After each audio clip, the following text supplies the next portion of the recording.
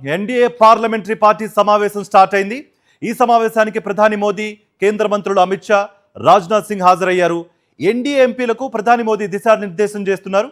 Paper leak ఆందోళనలు, parliament ప్రతిష్టంభన నేపథ్యంలో భేటీకి ప్రాధాన్యత ఏర్పడింది.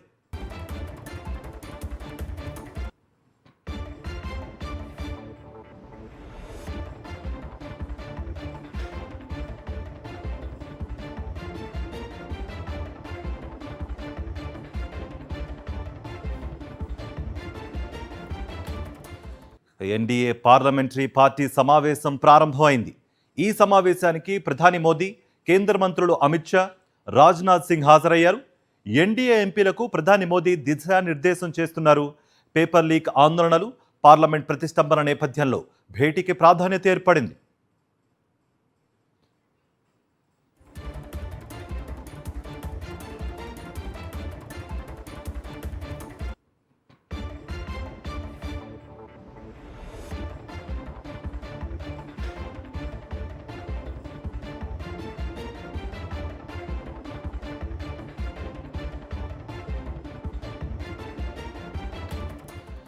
పేపర్ లీక్స్ ఆందోళనలు, పార్లమెంట్లో ప్రతిష్టంభన వేళ రేపు ఎన్డీఏ కీలక భేటీ నిర్వహించనుంది.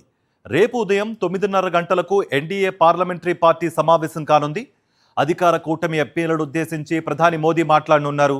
పేపర్ లీక్స్కు వ్యతిరేకంగా కేంద్రం చేపడుతున్న చర్యలను ప్రజల్లోకి తీసుకువెళ్లాలంటూ ఎన్డీఏ సభ్యులకు దిశానిర్దేశం చేయనున్నారని సమాచారం.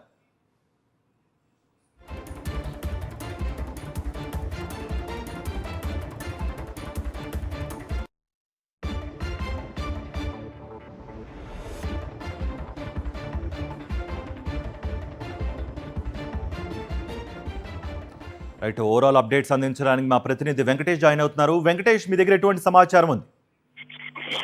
ప్రస్తుతం ఎన్డీఏ పార్లమెంటరీ పార్టీ సమావేశం కొనసాగుతోంది.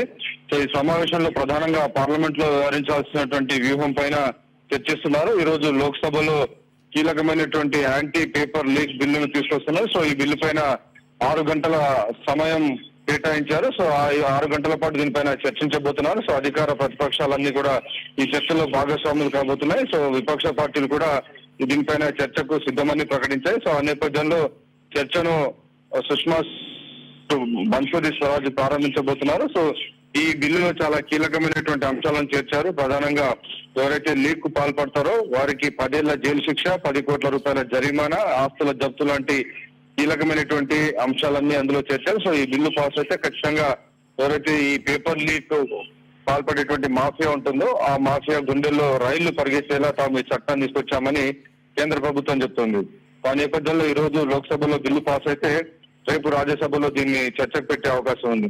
ఇంకోవైపు రాజ్యసభలో ఈ రోజు వందే మాతరం బిల్లు పైన కేంద్ర హోంమంత్రి దీనిపైన చర్చను ప్రారంభించేటువంటి అవకాశం కనబడుతుంది. సో వందే మాతర గేయాన్ని అవమానిస్తే 3 ఏళ్ల జైలు శిక్ష విధించేలా ఈ బిల్లును తయారు చేశారు. సో దానిపైన రాజ్యసభలో చర్చ జరిగే అవకాశం ఉంది.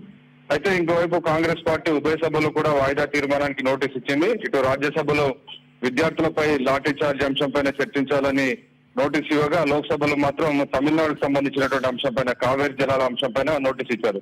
సో మొత్తానికి అధికార విపక్ష పార్టీలను కూడా ఈ అంశాలపైన ఈ రోజు పార్లమెంట్ లో తలపడేటువంటి అవకాశం కనబడుతుంది. సో మొత్తానికైతే ఈ రోజు యాంటీ పేపర్ లీక్ బిల్ పైన చర్చ కొంత సిద్ధంగానే జరిగే అవకాశం ఉంది. విపక్షాలు కూడా అంగీకరించినటువంటి నేపథ్యంలో ఈ అంశానికి సంబంధించి మెరుగైనటువంటి పరీక్షా వ్యవస్థ తయారీకి సంబంధించినటువంటి అంశాలపైన అధికార విపక్ష సభ్యులు పలు సూచనలు చేసే అవకాశం ఉంది.